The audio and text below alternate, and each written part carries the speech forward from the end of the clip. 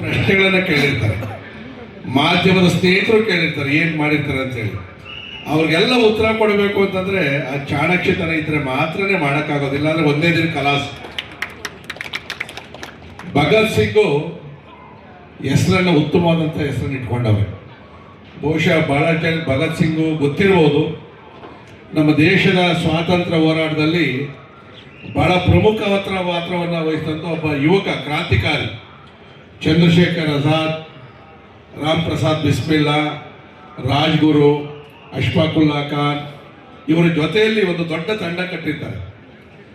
ಕಟ್ಟಿ ಅವ್ರು ಹೇಳ್ತಾರೆ, ಅಹಿಂಸೆಯಿಂದ ಈ ಬ್ರಿಟಿಷರನ್ನು ಓಡಿಸೋಕ್ಕಾಗಲ್ಲ, ನಾವು ಏಟೆ ಹೊಡಿಬೇಕು ಅಂತೇಳಿ ಈ ತಂಡ ಬ್ರಿಟಿಷರನ್ನ ತುಂಬ ಕಾಡಿಸ್ತಾರೆ. ಅವರು ಕೊನೆಗೊಂದು ಸಂದರ್ಭದಲ್ಲಿ ಭಗತ್ ಸಿಂಗು ಮತ್ತು ಎಲ್ಲ ಸ್ನೇಹಿತರು ತೀರ್ಮಾನ ಮಾಡ್ತಾರೆ, ಇಲ್ಲ ಇಡೀ ದೇಶದ ಗಮನವನ್ನು ಸೆಳೆಯಬೇಕು, ನಾವು ಪಾರ್ಲಿಮೆಂಟ್ಗೆ ಹೋಗಿ ಬಾಂಬ್ಗಳನ್ನು ಹಾಕ್ತೀವಿ ಅಂತ ಹೇಳ್ತಾರೆ.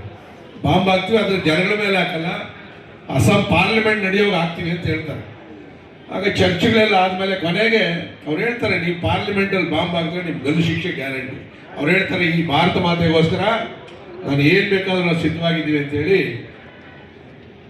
ಆಗ ಭಗತ್ ಸಿಂಗ್, ರಾಜ್ಗುರು, ಸುಖದೇವ್ ಮೂರು ಜನ ವೇಷವನ್ನು ಮರೆಸ್ಕೊಂಡು ಬ್ರಿಟಿಷರು ನಡೆಸ್ತಾ ಇರ್ತಾರೆ ಪಾರ್ಲಿಮೆಂಟ್. ಈಗಿನ ಹಳೆ ಪಾರ್ಲಿಮೆಂಟ್ ಇತ್ತಲ್ಲ, ಅಲ್ಲಿ ಪಾರ್ಲಿಮೆಂಟ್ ನಡೀತಾ ಇರಬೇಕಾದಂಥ ಸಂದರ್ಭದಲ್ಲಿ ಭಾರತ್ ಮಾತಾ ಕಿ ಜೈ, ಇಂಕ್ವಿಲಾಬ್ ಜಿಂದಾಬಾದ್, ಒಂದೇ ಮಾತ್ರ, ಬ್ರಿಟಿಷರೇ ಭಾರತವನ್ನು ಬಿಟ್ಟು ತೊಲಗಿ ಅಂತೇಳಿ ಬಾಂಬ್ಗಳನ್ನು ಎಸಿತಾರೆ. ಓಡೋಗಲ್ಲ ಅವರು. ಬ್ರಿಟಿಷರು ಪೊಲೀಸರನ್ನು ಅರೆಸ್ಟ್ ಮಾಡ್ತಾರೆ. ಬ್ರಿಟಿಷರು ಭಾರತವನ್ನು ಬಿಟ್ಟು ತೊಲಗಬೇಕು, ಅದೇ ನಮ್ಮ ಕೊನೆಯ ಕೋರಿಕೆ ಅಂತೇಳಿ ಅವರನ್ನು ಗಲ್ಲಿಗಾಕ್ತಾರೆ. ಅಂತ ಒಬ್ಬ ಸ್ವಾತಂತ್ರ್ಯ ಹೋರಾಟಗಾರನ ಹೆಸರಿನಲ್ಲಿ ಇವತ್ತು ಟ್ರಸ್ಟನ್ನು ಮಾಡಿ ಇಡೀ ಚಿಕ್ಕಬಳ್ಳಾಪುರದ ಮನೆ ಮಾತಾಗಿರ್ತಕ್ಕಂಥ ಸಂದೀಪ್ ರೆಡ್ಡಿ ಅವರು ನಿಮ್ಮ ಕ್ಷೇತ್ರದಲ್ಲಿ ಇರ್ತಕ್ಕಂಥದ್ದು ನಿಮ್ಮ ಸದೈವ. ನಮ್ಮ ಯಲಹಂಕದಲ್ಲಿ ಯಾರು ಇಂಥವ್ರು ಇಲ್ಲ ಇನ್ನು. ಇವತ್ತು ಈ ಕಾರ್ಯಕ್ರಮಕ್ಕೆ ನಮ್ಮ ಚಿಕ್ಕಬಳ್ಳಾಪುರದ ಲೋಕಸಭಾ ಸದಸ್ಯರು ಬರಬೇಕಾಗಿತ್ತು, ಡಾಕ್ಟರ್ ಸುಧಾಕರ್ ಅವರು ಇವತ್ತು ಪಾರ್ಲಿಮೆಂಟ್ ನಡೀತಾ ಇರೋದ್ರಿಂದ ಬಹಳ ಪ್ರಮುಖವಾದಂಥ ಚರ್ಚೆ ಆಗ್ತಾ ಇರೋದ್ರಿಂದ ಅಲ್ಲಿದ್ದಾರೆ. ನಾನೇನು ಬಹಳ ಜಾಸ್ತಿ ಮಾತಾಡೋಕ್ಕೆ ಹೋಗಲ್ಲ. ಕಳೆದ ಒಂದು 2.5-3 ವರ್ಷದಿಂದ ನಮ್ಮ ಆನಂದ್ ಅಂತೇಳಿ ನನ್ನ ಮುಖಂಡ, ಅವರು ಭಾಳ ಹಳೆಯ ಕಾರ್ಯಕರ್ತ.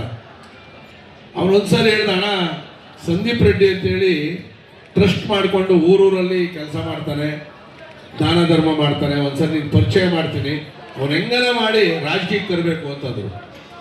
ಆಯಿತು ಆನಂದು, ಕರ್ಕೊಂಬ ಅಂತ ಹೇಳಿದ್ವಿ. ಅವಾಗ ಪರಿಚಯ ಆಗಿದ್ದು. ಅವಾಗ ಹೇಳಿದೆ, ಸಂದೀಪ್ ನಿನ್ನ ಬಗ್ಗೆ ಭಾಳ ಹೇಳ್ತಾವ್ರೆ, ನೀನು ಸೇವೆಯನ್ನು ಮಾಡೋದು ನೀನು ಇರೋವರೆಗೂ ಮಾಡ್ತೀಯ, ಆದರೆ ರಾಜಕಾರಣದಿಂದ ಮಾಡ್ತಕ್ಕಂಥ ಸೇವೆ ಕೂಡ ಭಾಳ ದೊಡ್ಡ ಸೇವೆನೇ ಅದು. ನೀನು ರಾಜಕಾರಣಕ್ಕೆ ಯಾಕೆ ಬರಬಾರ್ದು ಅಂತೇಳಿ ಅವರನ್ನು ರಾಜಕೀಯಕ್ಕೆ ಬರೋದಕ್ಕೆ ಪ್ರೇರೇಪಣೆ ಮಾಡಿದ್ದು ನಾನೇನೆ. ಸೊ ಮಾಡಿದ್ದಾದ ಮೇಲೆ ಭಾರತೀಯ ಜನತಾ ಪಾರ್ಟಿಯಲ್ಲಿ ನಾಯಕನಾಗಿ ಗುರುತಿಸಿಕೊಂಡು ಅನೇಕ ಹೋರಾಟಗಳಲ್ಲಿ ಭಾಗವಹಿಸಿ ಕಳೆದ ಲೋಕಸಭಾ ಚುನಾವಣೆಯಲ್ಲಿ ನಿಮ್ಗೆ ಗೊತ್ತಿರ್ಬೋದು, ನಾವು ಯಲಹಂಕದಿಂದ ಟಿಕೆಟ್ ಕೇಳಿದ್ವಿ, ಅಲೋಕ್ಗೆ ಸಂಘಟನೆಯನ್ನು ಮಾಡಿದ್ವಿ. ಹೈಕಮಾಂಡ್ ಟಿಕೆಟು ಡಾಕ್ಟರ್ ಸುಧಾಕರ್ ಅವರು ಕೊಟ್ಟರು. ಶಿರ್ಸಾ ವಹಿಸಿ ನಾವು ಕೆಲಸವನ್ನು ಮಾಡಿ ಯಲಹಂಕದಲ್ಲಿ 86,000 ಲೀಡ್ ಕೊಟ್ವಿ ನಾವು. 80,000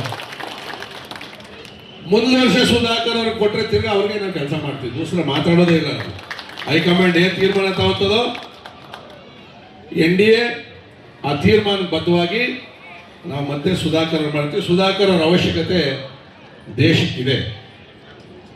ಯಾಕೆಂದರೆ ಇಲ್ಲಿ ಮಂತ್ರಿಗಳಾಗಿ ಕೆಲಸವನ್ನು ಮಾಡಿರ್ತಕ್ಕಂಥ ಅನುಭವ ನಮ್ಮ ದೇಶದ ಜನತೆಗೂ ಕೂಡ ಸಿಗಬೇಕು. ಮುಂದೆ ಅವರು ಮತ್ತೆ ಲೋಕಸಭಾ ಸದಸ್ಯರಾಗಿ ಅಲ್ಲಿ ಮಂತ್ರಿಯಾಗಿ ಕೇಂದ್ರದಲ್ಲಿ ಇಂಥ ಯುವಕರನ್ನು ಇಲ್ಲಿ ಬೆಳೆಸ್ತಕ್ಕಂಥ ಕೆಲಸವನ್ನು ಮಾಡ್ತಾರೆ ಅಂತಕ್ಕಂಥ ವಿಶ್ವಾಸ ನನಗಿದೆ. ಈ ಧ್ವನಿ ವಿಧಾನಸೌಧದಲ್ಲಿ ಬರಬೇಕು. ಯಾವ್ಯಾವೋ ಧ್ವನಿಗಳವೆ ಅಲ್ಲಿ, ಶಿವಲಿಂಗೇಗೌಡಂತವರೆಲ್ಲ ಅವೆ, ನನಗೆ ನೋಡಿರ್ಬೇಕು. ನಾಯಿಗಳು, ಕೋತಿಗಳು, ಕುರಿಗಳು, ಏನಂದ್ರೆ ಅದು ಬೈತಾನೆ. ನಮ್ಮ ಗ್ರಾಚಾರಕ್ಕೆ ನಾವು ಬಾವಿಯಲ್ಲಿದ್ವಿ, ನಮ್ಗೇನು ಸೌಂಡ್ ಕೇಳಿಸಲ್ಲ, ಸ್ಪೀಕರ್ ಹಾಕಿಲ್ಲ, ಎಲ್ಲ ನಾವು ಬಾವಿಯಲ್ಲಿ ಧರಣ ಮಾಡ್ತಾ ಇದ್ವಿ.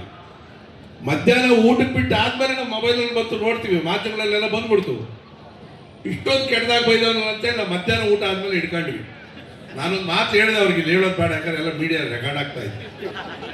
ನೀನು ಅವನಿಗನ್ನ ಮಾತೇನಾದ್ರು ನನಗೆ ಅಂದಿದ್ರೆ ಮುಂದಕ್ಕೆ ಏನು ಮಾಡ್ತೇನೆ ಅಂತ ಹೇಳಿದೆ ನಾನು. ಅಲ್ಲಿ ಎಲ್ಲರಿಗೂ ಕೇಳ್ಸಂಗೆ ಹೇಳಿದೆ, ಎಲ್ಲ ಮಂತ್ರಿಗಳಿರೋ ಟೈಮಲ್ಲಿ ಹೇಳಿದೆ ನಾನು. ಅವೆಲ್ಲ ನಾವು ಹೆಣ್ಣು ಮಕ್ಕಳ ಬಗ್ಗೆ ಕೇವಲವಾಗಿ ಮಾತಾಡೋಂಥದ್ದು ಮಾತಾಡಬಾರ್ದು. ಈಗ ನಾನು ತಪ್ಪು ಮಾಡಿದ್ರೆ ನನ್ನ ಬೈ, ನನ್ನ ಮನೆಯವ್ರನ್ನ, ನನ್ನ ತಾಯಿನ, ಮನೇಲಿ ಪಾಪ ಅವರೆಲ್ಲೋ ಅಡುಗೆ ಮಾಡ್ಕೊಂಡು ಏನೋ ಮಾಡ್ಕೊಂಡಿರ್ತಾರೆ, ಯಾಕೆ ಬೈತೇನೆ?